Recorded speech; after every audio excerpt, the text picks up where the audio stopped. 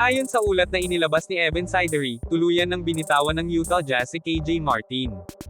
Agad itong nagbukas ng posibilidad na baka subukan ng Lakers na kunin siya bilang dagdag na piraso sa kanilang rotation. Kilala si Martin bilang isang athletic forward na kayang magbigay ng energy off the bench at makadagdag ng hustle play sa loob ng court.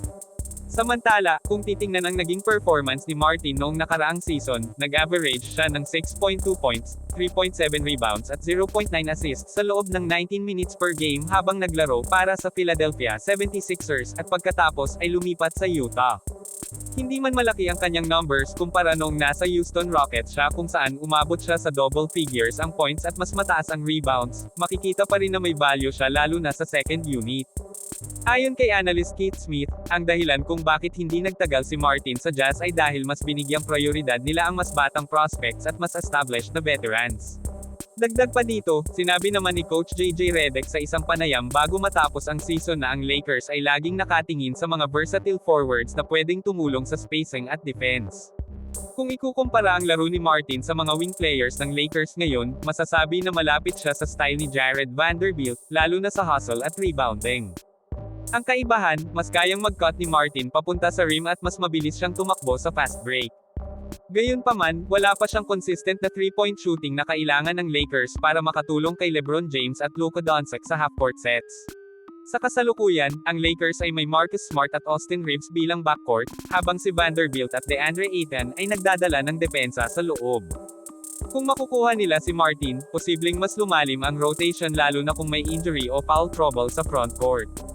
Sinabi rin ni analyst Jovan Buhan ng The Athletic na ang ganitong uri ng signing ay hindi headline move pero malaking tulong sa long grind ng regular season.